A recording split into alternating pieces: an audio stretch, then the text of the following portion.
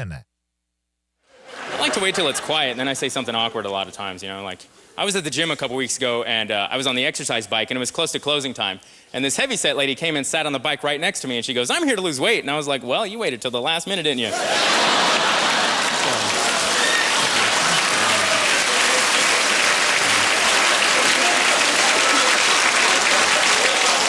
I still laugh at things I know I shouldn't, man. But some things are just too funny, like when people fall down. That's funny.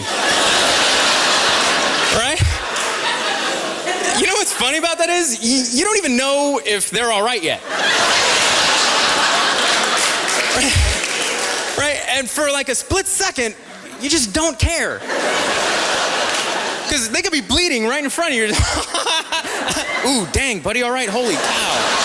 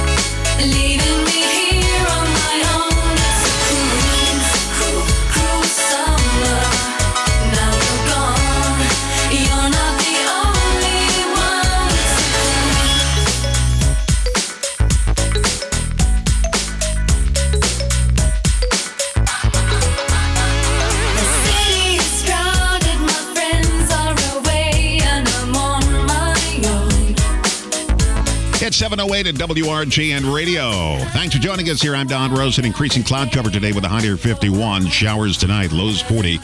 Then for Friday, Saturday, Sunday, sunny with a high near 53 degrees. Tomorrow, 50 on Saturday, 54 on Sunday. No baseball today. Friday, Saturday, and Sunday, the Brewers are on the road in St. Louis to play the Cards. It's a nighttime game Friday night. Then it's like a noon game on Saturday and Sunday here at WRJN. You're home with the Brewers. Somebody texted me and said their Christmas tree's been up for 3 years. 3 years. I mean, I can understand if you have a tree in your front yard, but this has the lights and everything flashing on it when I come in the morning. But I'm not going to chop down a tree, but still, it's nice, I guess. It's 7:09 WRJN. We have a special guest today.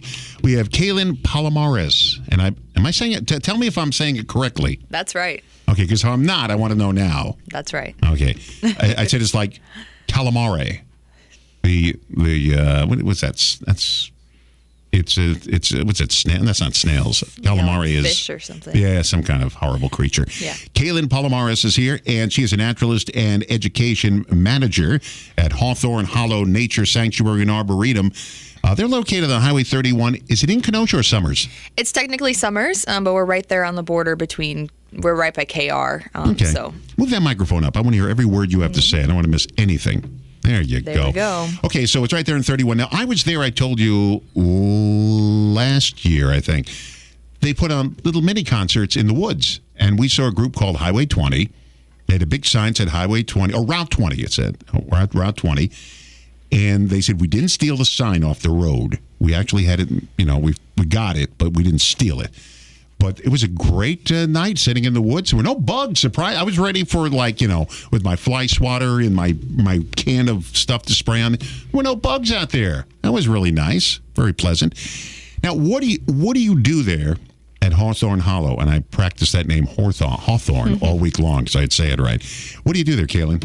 So as a naturalist, that essentially means I'm an outdoor educator. So I am running and putting together any educational aspect of the place. So there we offer field trips for kids. So we have hundreds, over 1,000 kids a year that visit us for one of our many field trips. We also offer adult and family classes, so that's for anybody from the public if they want to learn something about the environment or something cultural or heritage related. We have classes for that as well. So I am pretty much coming up with all of those ideas, planning them, and then actually putting them on as well. So I am the one actually running the field trips, running the programs most of the time. So that's what I do there. But obviously, with any sort of nonprofit, you are wearing a lot of hats. So I help out with a lot of other things as well. So you pick crabgrass, weeds. I understand all this stuff. Okay, so what's your back? How'd you get the education for that? And why this field? Yeah, so when I was in high school, I was a TA for my science teacher, and I really liked her, and I really liked helping her prepare things for her classes. It was ecology classes, and I didn't know that you could actually go into an environmental field without just being a teacher until she pointed me in the direction of UW Parkside, and I ended up applying and getting in. So I ended up graduating from UW Parkside right here in Kenosha with my bachelor's in environmental studies and minor in geography. So I have a little bit of mapping experience as well, but it's a lot of just broad environmental things that I know about. And so with that education, with a lot of internships that I had actually with the city of Racine, I was able to get the job at Hawthorn Hollow. And so now I'm kind of doing what I love, and I've been there for going on 3 years now. Do you know all the Latin names of all the plants and everything? Because they said, what is this? Oh, that's and they throw some Latin name at you. So in layman's terms, what is that?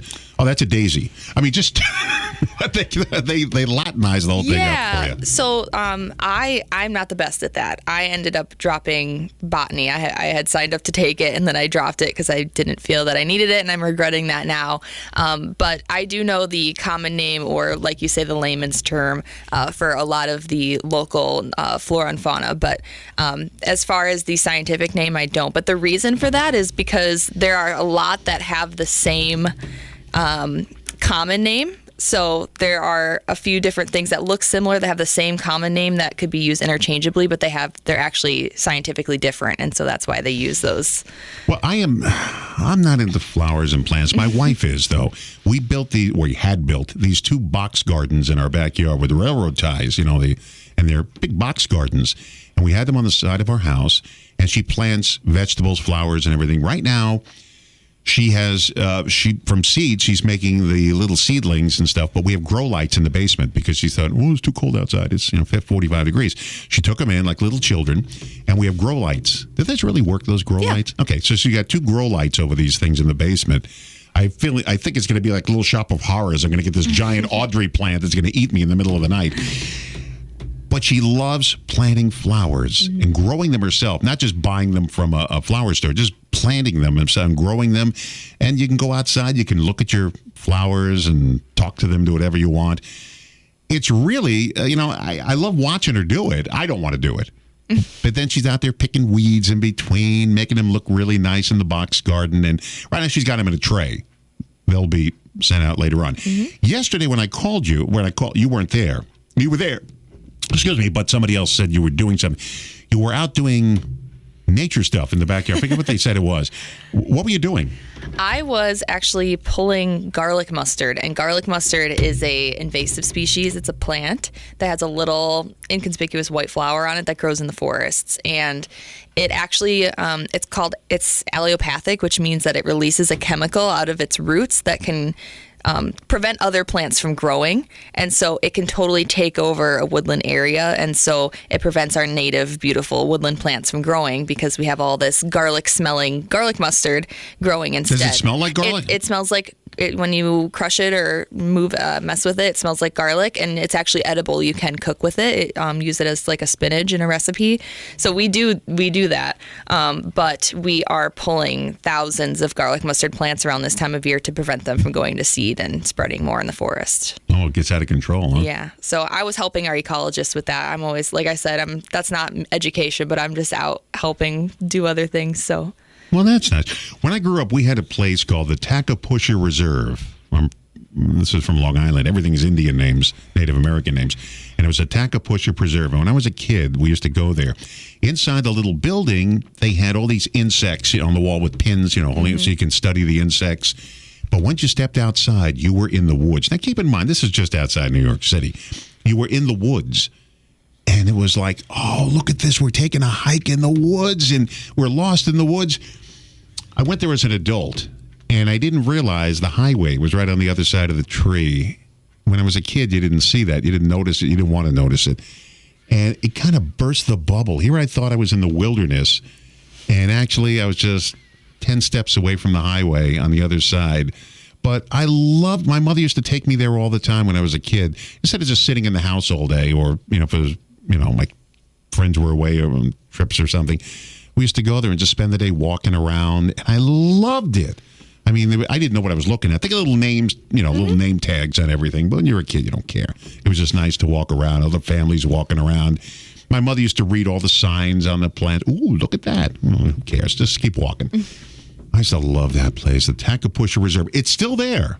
People still go there. That little white house is still there with the bugs with the pins to them.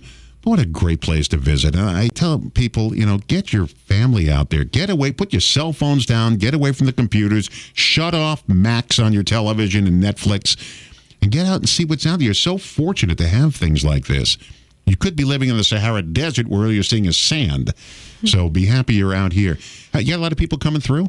Yeah, we estimate that we have about 30,000 visitors a year. Yeah, between all of our events and then just general when we're open to the public for people to visit. So we do have quite a bit of traffic there, and we still get people almost daily that say, I drive past this every day and I've never noticed that, never knew it was here.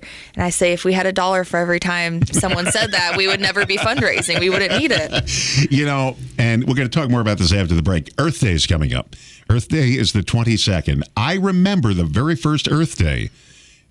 As a matter of fact, it was started by, in Wisconsin, I forgot the senator's name. What's his name? It just escaped me. I'll think of it in a second here. Not Les Aspin. It was, I'll come up with it in a second. I won't think about it. I'll Google it real quick.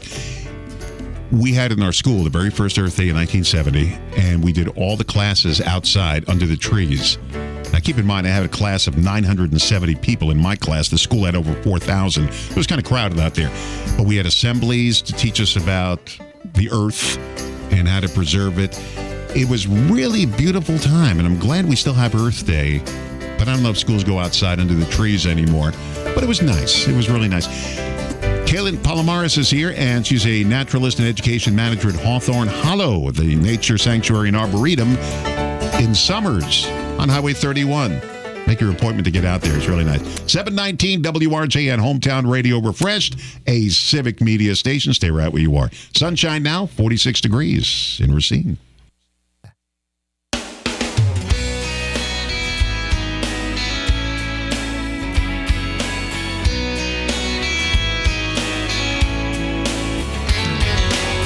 I don't want another heartbreak. I don't need another turn to cry. No, I don't want to learn the hard way. Baby, hello, oh no, goodbye. But you got me like a rocket, shooting straight across the sky.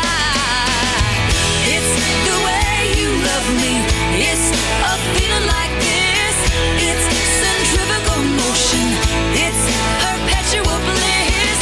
It's that pivotal moment. It's impossible. This kiss. It's 721 at WRJN. Gaylord Nelson, Wisconsin Senator Gaylord Nelson started Earth Day. I knew it. I didn't have to look it up. Well, I did look it up. I didn't have to, but I did. I didn't have my lemonade. That's why I couldn't think. Kailyn Palomares is here, Naturalist and Education Manager at Hawthorn Hollow, Nature Sanctuary and Arboretum. You were saying Arbor Day when is Arbor Day coming up? Arbor Day comes up next week, Friday, on April 26th. And I was telling Don here that Hawthorn Hollow actually has a connection with Arbor Day because Arbor Day was started by Morton of Morton Arboretum down in Illinois. And we actually, our Arboretum at Hawthorn Hollow was designed by oh man, I don't know if it wasn't Morton himself. Want to use Google? Clarence Gottschalk. Okay. Clarence Gottschalk of Morton Arboretum. He did a lot of the designs there. He came up and did the design and some of the planting and ordering for our Arboretum back in the 60s or 70s. So that's kind of a cool connection that we have with That Arbor is. Day. That's like the Kevin Bacon game, 6 degrees of separation. Yeah. You were real close to it. That was in Illinois, huh? I think this is me not being an expert on anything, just knowing a little bit about a lot of things. Is Arbor Day from Arboretum? Well, arbor is one of those scientific Latin names that you love that means tree. So Arbor Day just means tree day, and Arboretum is basically a museum of trees is what that means. So it's a collection of trees. When I was a kid, we always Arbor Day. We had songs about Arbor Day in school. We always celebrated by planting a tree. Yep. I got a tree planted for me in Israel. There's some big tree. I don't know where it is. But when I was born, they planted a tree for me in Israel. I don't know who did it, but I got this certificate. And when my mother passed away, there was a tree planted for her in Israel. So she's got a tree. And I don't know if they were near each other. I have no idea. Let's talk about the history of the Hawthorn Hollow Nature Sanctuary and Arboretum. Who started it? And when did it start? Great question. So back in the 1930s, there was 2 school teachers from Racine, Ruth and Margaret Teuscher. They taught home economics and English, respectively, from Park High School here, actually. And they loved the outdoors. They loved nature. And one day they were riding down County Road 31, which at the time was a gravel road, single lane, and they saw a property for sale on the side of the road. They got out. Their dog started running down the path on that property. They followed their dog down and ended up at the river, which is actually where the amphitheater is, which is where you went to those concerts. And that was kind of their first introduction to that land. The dog led them there. They loved it. So they ended up purchasing that land for camping. And they went camping there when they had free time as they were teachers. And then as they retired, they decided they wanted to live there full time. So they, in the 50s, had a house and a horse stable built. They lived there full time. And then as they were growing older, they wanted that land to be preserved. That was 40 acres at the time, by the way. They wanted that land to be preserved. So after they were gone, so they actually got in touch with Chris H. Hyslop, who, if you're familiar with Barden's in downtown Kenosha, it was an old department store. He was kind of the owner of that. He decided to take on Hawthorn Hollow. So the Hyslop Foundation was created in 1967. And so ever since then, Hawthorn Hollow has been operated by the Hyslop Foundation. And it's a nonprofit nature sanctuary and arboretum. It was originally a wildlife refuge at the time. So since then, we've acquired 3 historic buildings to the town of Sommers, village of Sommers. So we have the 1859 Sommers Town Hall, which is actually where people would have voted for Abraham Lincoln. Oh, wow. We have the 1847 and 1906 Sommers one-room schoolhouses as well. So all of these buildings were to be demolished, or they were to be used as storage for the expansion of Green Bay Road, and then eventually demolished. And so they were saved by the sisters and by the Hyslop Foundation and other donors. Were they moved? Yes, they were all moved to that location back in the between the 50s and 60s.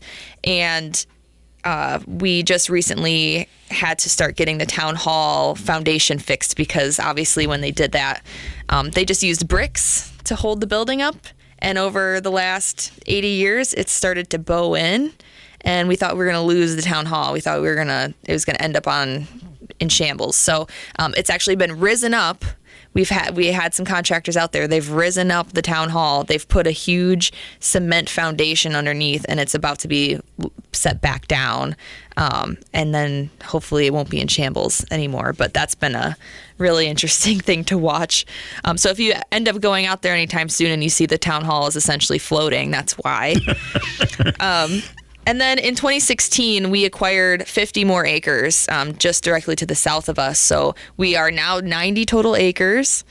We have just under 5 miles of hiking trails, and that includes restoration areas. We have a farmstead now with chickens and bees and a garden. So really, really awesome history, very rich history there. So Like honeybees? Yeah.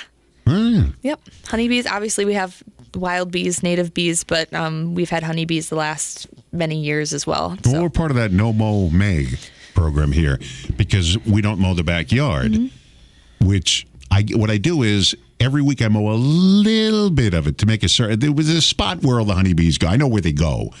They don't go all over the yard. So I have to circle it in because it's going to look like a tiger hunt African safari back there if I don't. We're going to wear pith helmets and try to get around the backyard. Well, that's great. You know, you talk about raising buildings.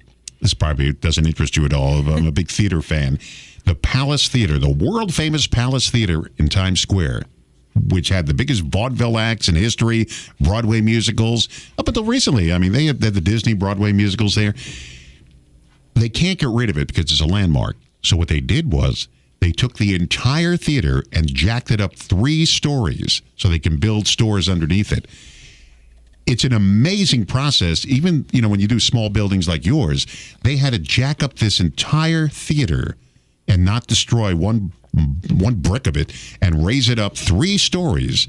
And they're building the foundation now underneath it to hold it up. It's a big process when you do a theater. I can imagine even the process you guys doing it. So where are the buildings on the property? Yeah, they're on their property. Can you go in? Yeah. Yes, you can. Not obviously not the town hall right now, but the both the schoolhouses are open, and we actually do work with the Kenosha History Center, and we offer field trips to the one-room schoolhouse, the 1906, where kids get to spend a day as if it's 1906. Oh, they wow. write with ink pens, and they have slates at their desk, and they have recess, and they do arithmetic, and it's really awesome. So. And you dunk the little girls' ponytails in Right. the inkwell. Right. I hope there's none of that, but they deal with that, not us. So. Well, that's great. Kailyn Palomares is here. She's a naturalist. I said it right, right? Is a naturalist and education manager at Hawthorn Hollow Nature Sanctuary and Arboretum in Sommers, right there on Highway 31. Now, do people, if they want to tour the place, you can stop in or they have to make an appointment? Yeah, so Hawthorn Hollow is open to the public. We have open hours, which, depending on what your life looks like, can be limited. It's from 8 a.m. to 5 p.m. Oh, so you can just pop in? Yep, you can come in anytime, and it's free, open to the public. We do obviously accept donations as a nonprofit. So as Jerry Seinfeld said, you can just do the pop-in. Yeah. Okay. It's 729 WRJN. Hometown Radio refresh the civic media stations. Here we are. Don't move. And the moment he walks in, you're like, no. I was sitting there. I'm nervous enough. Doctor walks in. All the buttons on his lab coat were off by 1. If he can't nail that task, I don't think I want his doctor paws on me. And I know this is going to sound like I'm making this up. This is the absolute truth. He was late. I don't get that. I don't get why it's okay for the doctor to be late. If I have a 2 o'clock appointment, I want the doctor looking at me at 2 o'clock. And the only way I think it would be okay for the doctor to be late is if at 5 of 2, you're in the waiting room and you notice from under the door that leads to the back rooms, a pool of blood. I think we might be delayed. Then it would be okay for him to be 5 minutes late. Clamp whatever's doing that and get me back there. I want to hear a clamp noise and him saying, my 2 o'clock is here.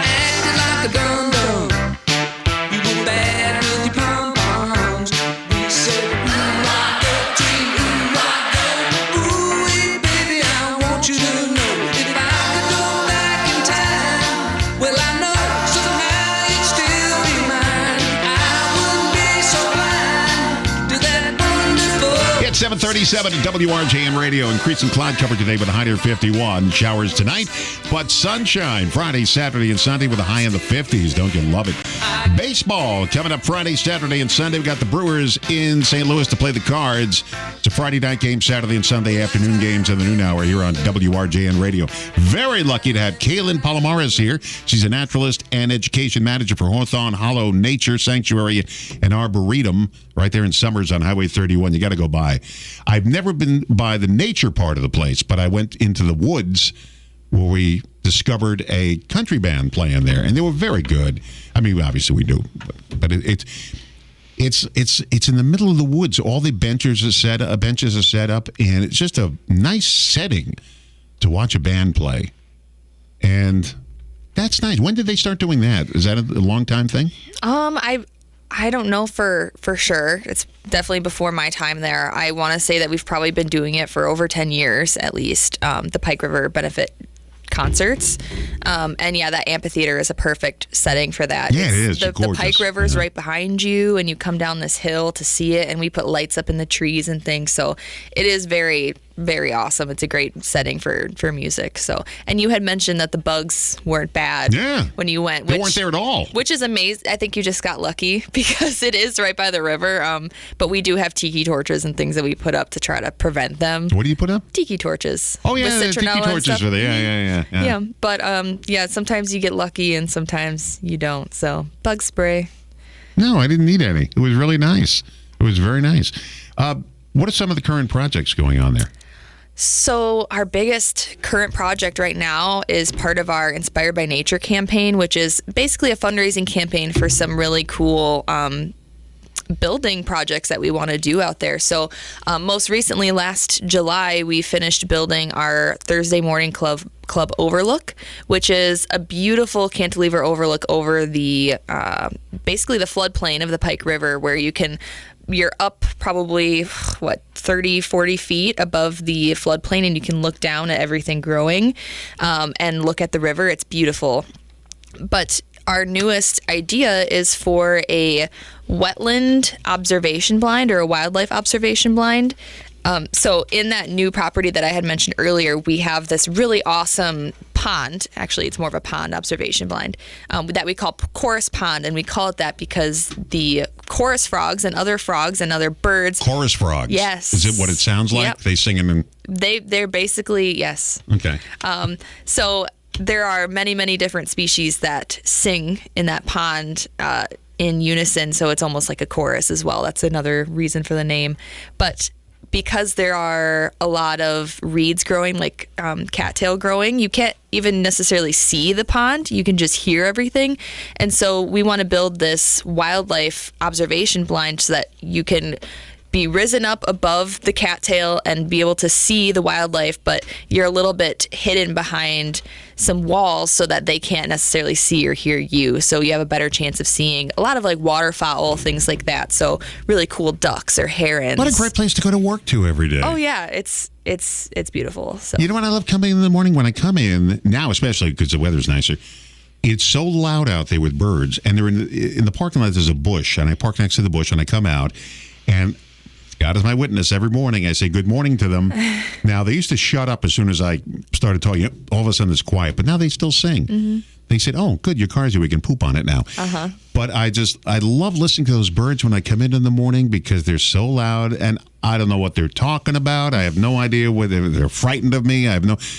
But they're in the bush. I can't see them, but they're there. Yeah. I can hear them. And I'm sure if I hit the bush, they'd all scatter, but I don't want to do that. That's great to have that. And, talk about wildlife. By the hospital, there are these ducks across the street all the time. You know what I'm talking about? So the other day, I didn't notice them. There were two ducks in the middle of the street. I didn't hit them, so before you get all upset. So they were standing there. They weren't moving, and that's why I didn't notice them. And cars were going, so I pulled over, and I stopped traffic, and they still weren't moving, so I had to shoo them a little bit to get them off the street. But it was just two ducks, and they were just waiting for traffic to stop. But they were right in the middle of the street. And it's, people don't notice them. And I can understand that sometimes. They should put duck crossing signs up there. I think there is one. I think there is one. There's also a house on the east in that neighborhood to the Yeah. east of that pond. When I used to work for the city, I passed it multiple times on purpose because they have this little mini ecosystem in their yard where really? I saw the baby ducks. It's like the ducks were laying their eggs in these people's yard, and they were all hanging out in that yard, and then they'd cross to go to the pond, and then they'd come back for the night and live in this person's yard. And their yard, if you're here and you're listening, your yard's beautiful and it's offering awesome urban habitat for those ducks. So they're crossing because they are hanging out in that person's yard. So otherwise they'd just be at the pond all day. My wife has a nature camera, and what it is it's a camera you set up in your backyard, and it works in 10-second increments. When it sees movement, 10 seconds, and if the movement continues. So one day she set it up during the day, and you see the squirrels eating, and this big squirrel from out of nowhere just pushed the other one across the place because he was eating, and wow, what a bully. And then we see a giant face on the camera. A cat went right up to the lens and looked into it. It was like a giant face. But what's interesting is at night when she sets it up, because there's a lot of activity out there at night. You notice it when it snows because you see all these footprints in your backyard in front. Whoa, what's going on here when I'm sleeping at night? But you see the possums walking around at night. You see their eyes like little jewels. You see all these animals out there. If you're lucky, you can catch a fox out there or something. But they're always roaming around at night when you're sleeping. And you can see them on the camera. It's really fascinating to watch wildlife out there because when you go out there, they run. When the camera's out there, they don't run. They like you. You're a friend. Well, I like to think of myself as Snow White sometimes. I chase them down, and I literally ran out of my office last week to chase after a possum, and it ran up a tree away from me, but it's fine. But we have trail cameras out there at Hawthorn Hollow. Really? Yeah, so we kind of keep track of there's a few stray cats here and there, lots of coyote, deer. Those are our kind of most common animals to see on the cameras, but every once in a while we get raccoons, possums. Haven't seen any foxes, but when you have a big coyote population, they tend to keep the foxes away. They kind of compete a little bit. And we've actually caught some really awesome photos of like hawks coming down and catching like a rabbit or a mouse or something, and on camera. Yeah, really awesome things. Herons taking off, flying from the river. Really majestic snow falling with the deer and their beautiful antlers frolicking through the woods. So it's kind of a magical place out there. And if you think that you see great things in your yard, which I'm sure you do, it's even doubly so if you go even just out a little bit from the city. You just get double as much activity. So when I was in Alaska, we saw some eagles, and it was amazing. Wow, look at the. By the time we left after a week, all right, there's another eagle. All right, there's another eagle. You see these bald eagles flying all over the place. At first, it's amazing to see. And then after a while, all right, there's another one. Okay. We've had a pair flying around. Bald eagles? Yeah, around here. And it is a little more special, I think, to see them here because it's not as common. But I've seen them down by the lake. I've seen them at Petrified Springs and at Hawthorn Hollow. So it's usually I just see a pair of them flying around together. And yeah, I wish that were me. Let's get a look flying around. I was down, I live near the lake, and I was down there walking my dog one day, and these birds were sitting on the light post, and they attacked me. I got it on, I photographed, I filmed it, used the video, and they came after, they hit me. Now, I talked to someone, they said, you were probably near a nest, and you didn't know it. Yeah. And they were watching you. What kind of birds were they? I don't know. What did they look like? I don't know, they were, I got a video I've of been it. dive bombed by red-winged blackbirds down at the lake before. I'll show you later. Yeah. I got a pic. And he came after me. He hit me. Yep, they're protecting their nest. You can go like this. Yeah. So if you can't see me on the radio, but you put your hand on top of your head and wiggle your fingers around, and that makes them not dive bomb you. Well, thank you for that information now. Yeah, survival skills. Now I know it. So give us a little lowdown on you. You're a local yokel. You're from the area. Yes. Yeah, I grew up going to RUSD and living in Sturtevant, so I have been around here very much so.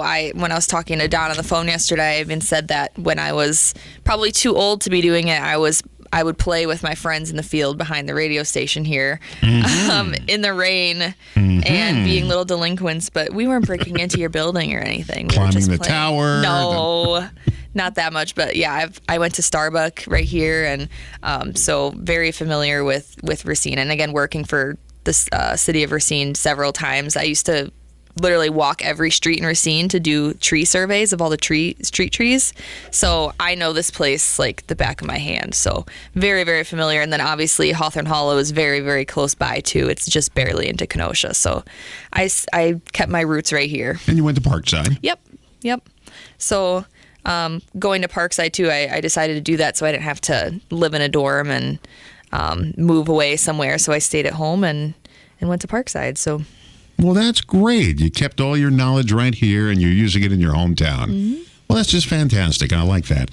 Now, we mentioned Earth Day's coming up, and that's the 22nd, and we figured out who started it. It was Gaylord Nelson, U.S. Senator Gaylord Nelson from the state of Wisconsin. We also have Arbor Day coming up. That's when? That is Friday, April 26th. So because they both fall in the same week, we decided to do kind of a special thing at Hawthorn Hollow for the next week. That's next week already. Wow. So it's Monday. Yeah, Earth Day is Monday. I know, it's crazy. So actually from the 22nd through the 27th of next week, so that's Monday through Saturday, Hawthorn Hollow has events, programs, volunteer days going on every single day next week for anybody to come out, and everything is free. We wanted to make it accessible for people to get outside. So in celebration of Earth Day, we have actually an observatory event. So I haven't even mentioned that we have an observatory there. Oh, we'll talk about that. We got okay. Also your summer camps you have. Yes. So the observatory it's a big dome with a telescope in it, and we are offering dark skies on Earth. So that's kind of talking about why light pollution is a problem, especially for people who are into astronomy, and so that's happening that night, and we're going to be doing some experiments, and we'll be able to look through the telescope, things of that nature. So. We have the people next week coming in from the observatory, the Benstead Observatory. They'll be in next week. Great. Because they have a public day coming up there. Nice. Where people can just look through that big telescope. Yep. Normally it's for club members, but they let the rest of us, wildlife in there. Yeah. Take a look. All right, we're coming up. WRJN, Hometown Radio Refreshed, a civic media station. Stay right where you are. Don't move. More straight ahead.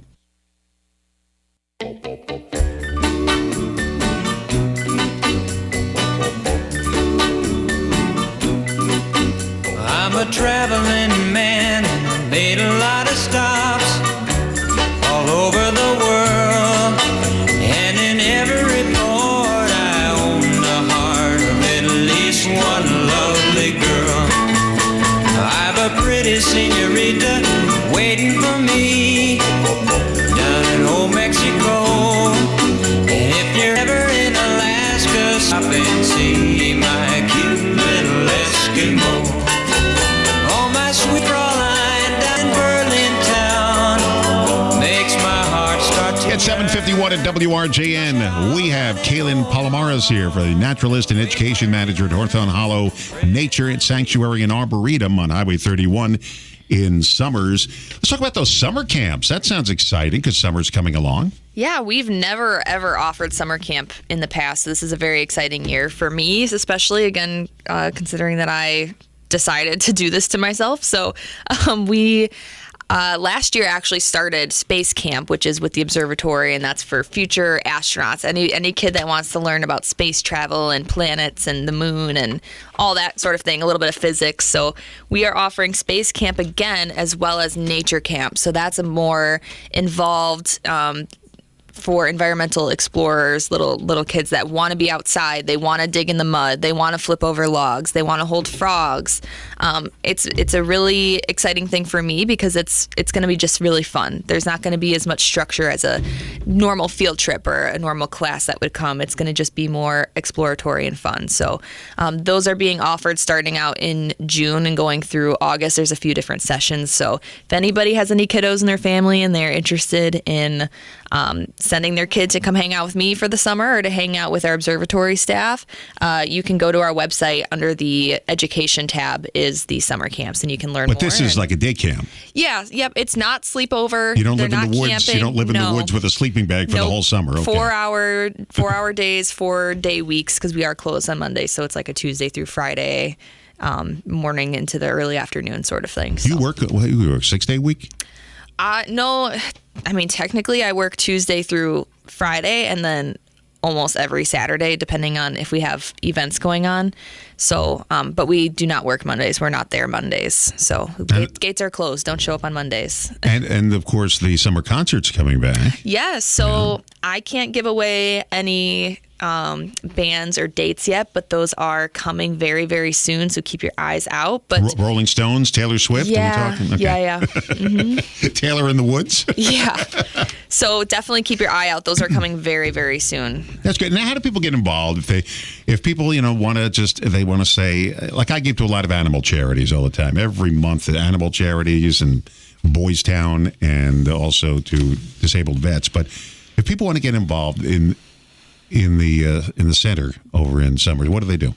Well, it depends on what you want to do. So if you are interested in just coming and hiking, just come show up. You can just come show up and go hike, and you can go explore the land. And if you love it, you can keep coming back.